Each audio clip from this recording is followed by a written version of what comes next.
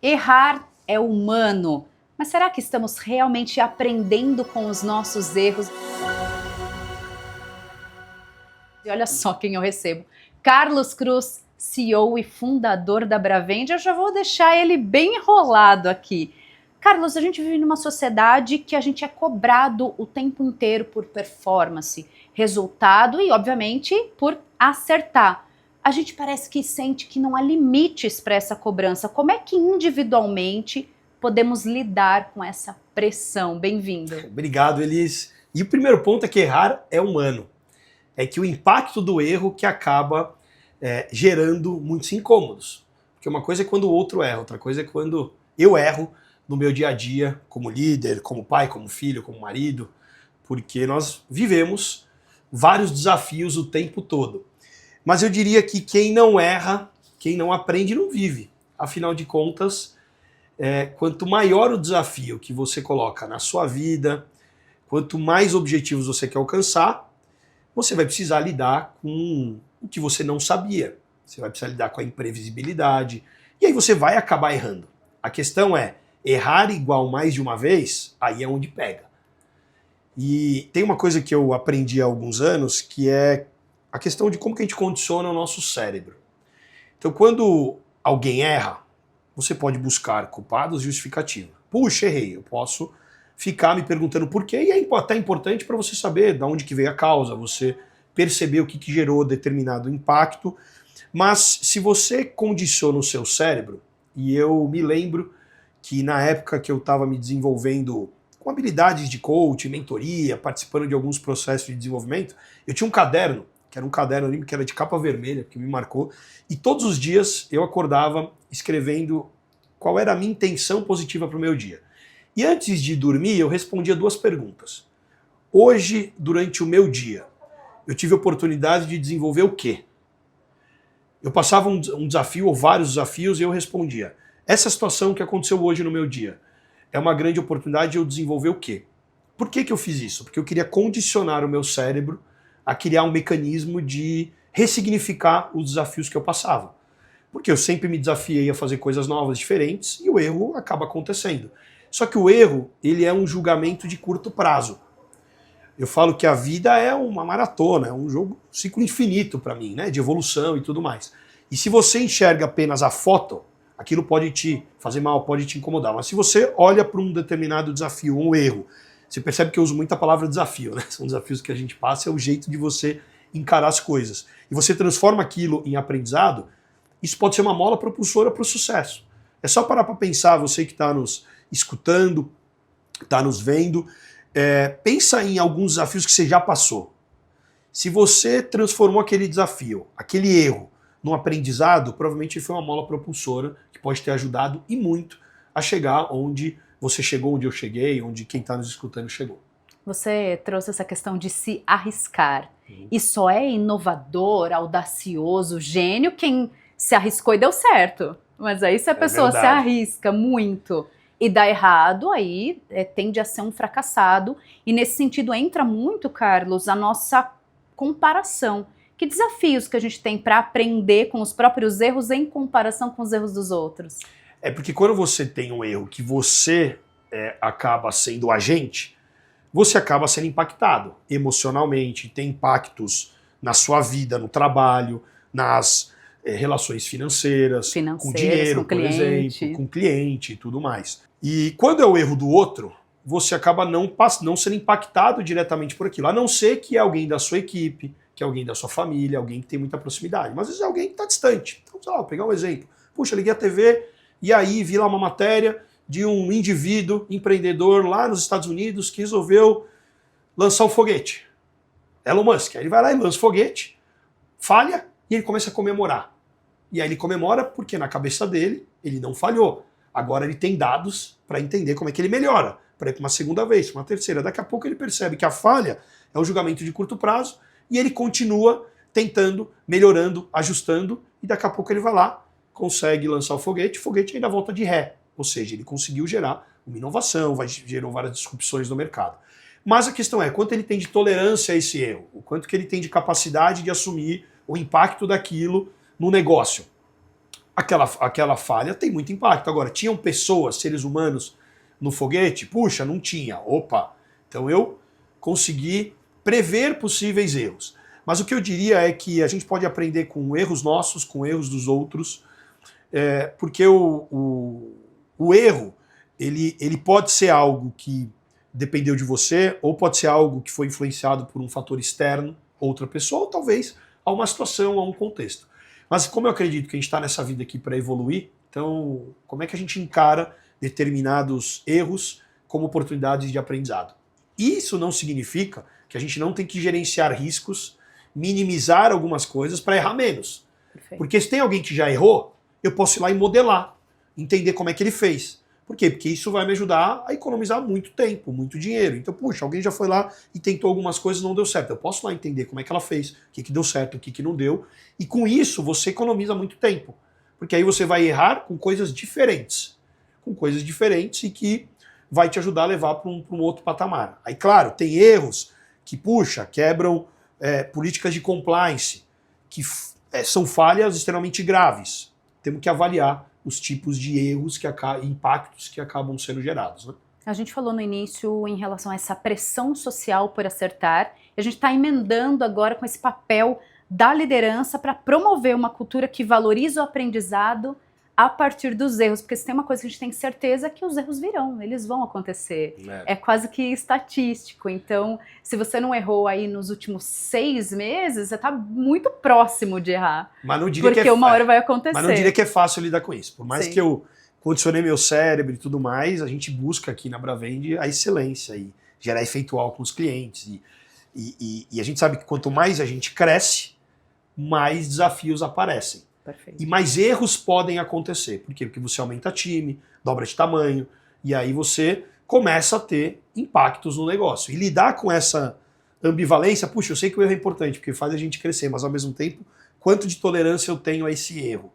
E o quanto eu lido com isso? E o quanto a gente aprende rápido? O quanto a gente cria uma cultura para que a gente possa transformar aquele erro num aprendizado, no desenvolvimento. E eu assisti uma palestra no passado, você estava comigo num grande evento, você vai lembrar que essa frase me marcou muito do CEO de uma grande empresa, que ele falou assim, transforme o seu fracasso ou as suas dores, a pior dor do ano de 2024, a gente estava ali no finalzinho, sim, nas suas principais alavancas no ano de 2025. Então, puxa, eu errei porque tinha um problema de processo, eu errei porque eu não planejei, eu errei porque eu não gerenciei risco, eu errei porque eu não me comuniquei direito, porque eu não respirei, parei, olhei, analisei. Ok, então o que eu preciso desenvolver na minha operação, na minha vida, no contexto que eu estou inserido, para que a gente possa acertar mais. Então a questão é, a gente tem que colocar na balança, eu estou errando quanto versus o quanto eu estou aprendendo e estou acertando. Então se eu erro de vez em quando e eu transformo esse erro em oportunidade de aprendizado, a gente está sempre crescendo e consequentemente a conta vai ser muito mais positiva e não negativa. E até quem faz mais tem mais probabilidade de errar quem também, arrisca né? mais. Quem nunca erra talvez não esteja fazendo nada de muito extraordinário. Carlos, a gente trabalha com educação corporativa. Como que a gente pode reestruturar os programas de T&D para incorporar o erro como parte essencial desse processo de aprendizagem? Um primeiro ponto é olhar para o quanto existe um ambiente seguro psicologicamente de troca entre os membros desse time. Tem um conceito que vem da física que é chamado valência. Valência é a capacidade de troca entre os átomos. O quanto que as pessoas de um time têm a capacidade de dar e receber feedback, existe um nível de abertura para você poder lidar com determinados erros. É claro que aí você tem um erro que numa cirurgia cardíaca, se ele faz algo que não está aderente, é uma vida que está em jogo. Então se trabalha com diversos protocolos, com gerenciamento de risco muito mais elevado. Puxa, não, é uma inovação que eu estou gerando, uma determinada atividade que se tem tolerância ao risco. O impacto não é tão alto.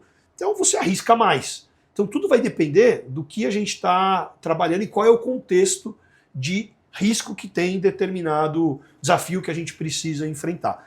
Mas eu diria que quando você precisa criar um ambiente para gerar inovação, quanto que de fato eu estou disposto a perder dinheiro se aquele projeto não for para frente? E daqui a pouco todos os projetos têm que dar ROI, e se não der ROI a pessoa tem risco de ser demitida. O retorno sobre investimento. Claro, a empresa vai fazer com que as pessoas não arrisquem tanto. Então, quanto que a gente está disposto a perder em algumas coisas? Eu, por exemplo, teve negócios que eu montei que não deu certo. Teve outros que deram. E o quanto que eu aprendo com isso? Agora, a questão era o recurso que estava no meu próprio bolso. O quanto que eu, dentro de uma empresa, de uma operação, faço com que as pessoas possam arriscar. Pode ter uma verba, de repente, para isso. Mas eu diria que os programas de desenvolvimento têm a ver muito com a cultura da empresa. Então você tem empresas que são muito engessadas, que têm muitos processos, que as pessoas não podem sair do trilho. É um trilho realmente, né? Igual um trilho de metrô. Não é uma jornada onde as pessoas podem experimentar coisas novas. Isso vai depender muito da cultura da empresa. E as empresas, que já são muito grandes, a gente já tem diversas empresas nesse formato, elas acabam criando células específicas. É como se tivesse um transatlântico, e como é que o transatlântico vai virar rápido? Para aprender tão rápido, não é tão simples. Então é como se eu montasse times para sair andando de jet ski por aí, por quê? Porque você vira mais rápido, você consegue adaptar melhor. Então a gente precisa entender qual é o contexto da empresa, e gerar desenvolvimento vai muito além de só ensinar uma técnica. É como é que você cria uma cultura para que as pessoas possam se desenvolver, arriscar. E aí você vai numa empresa que você percebe que as pessoas estão defendendo posição. Puxa, é uma empresa muito baseada só em comando e controle, muito centralizada. Você vai numa outra empresa que você vê que tem uma distribuição maior de poder, há uma colaboração maior, há uma liderança mais próxima para escutar o cliente e tomar ações. Mas as empresas estão precisando cada vez mais criar mecanismos para as pessoas reaprenderem e desaprenderem. Você fala, puxa, a habilidade de aprender passou a ser mais importante? Passou a ser. Por quê? Porque hoje você não sabia uma determinada habilidade, você vai lá e utiliza, por exemplo, a inteligência artificial, que te dá um superpoder ainda maior do que você não tinha. E que não tinha a ver com uma expertise que você tinha. E você juntando isso, você tem inteligência ampliada. Então você está disposto a aprender, e aí você pode hoje usar, eu vou tentar ou vou experimentar alguma coisa.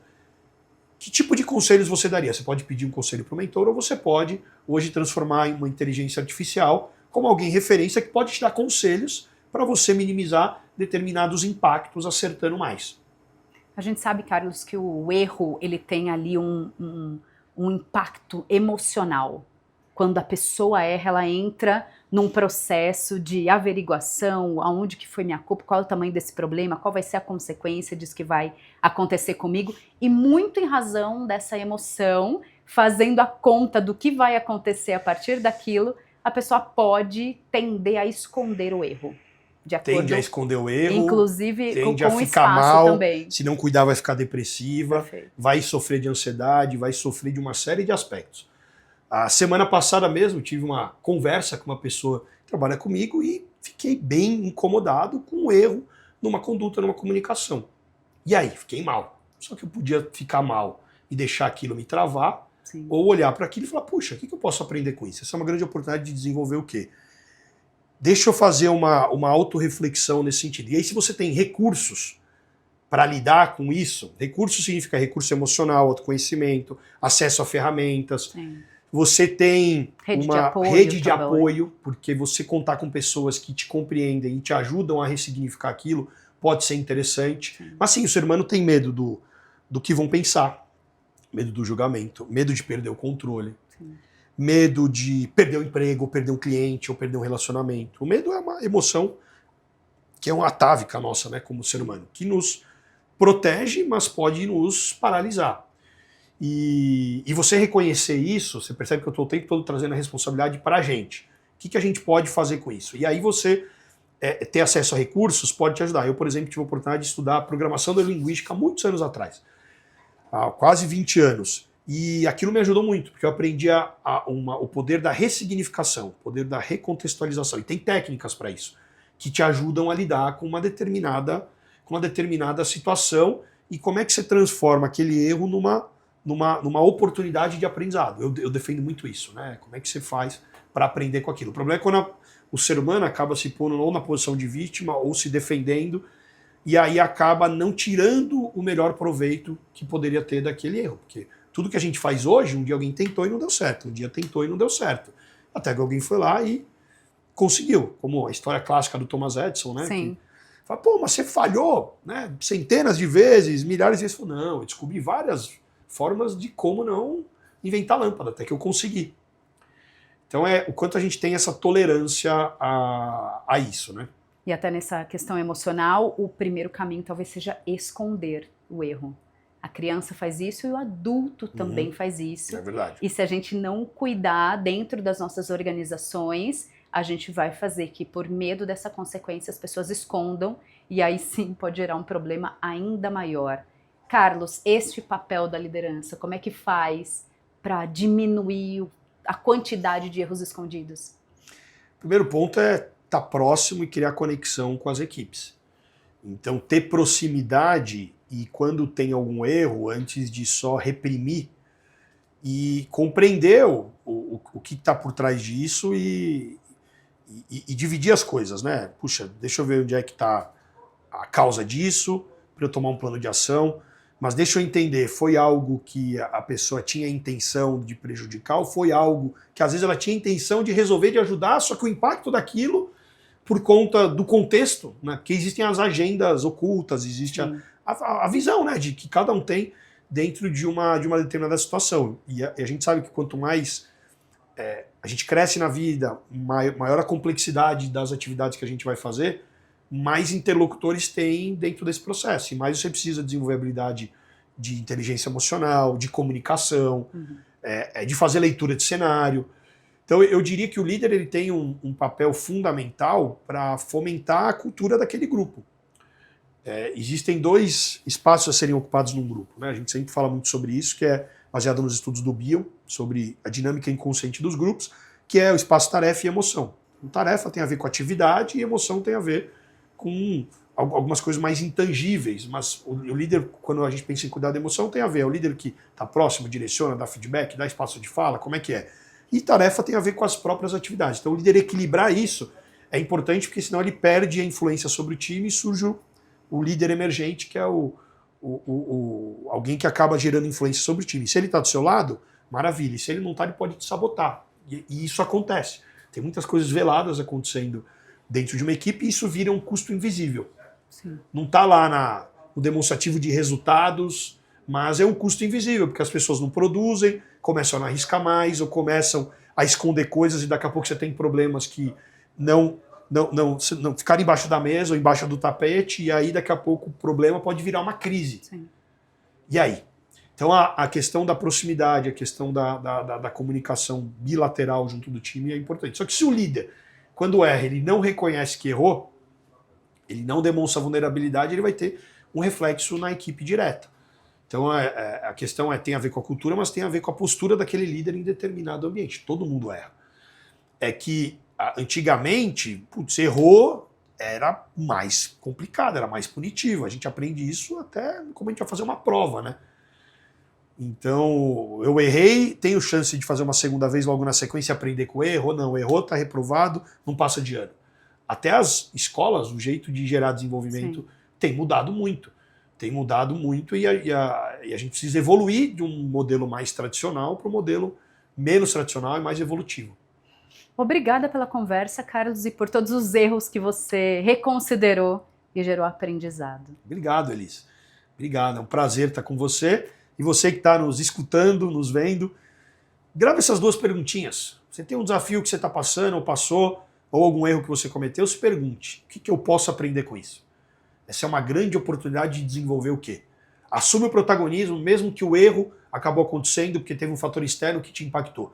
Mas se você assumir a responsabilidade, você vai perceber que sempre dá para aprender alguma coisa, gerar desenvolvimento e evoluir.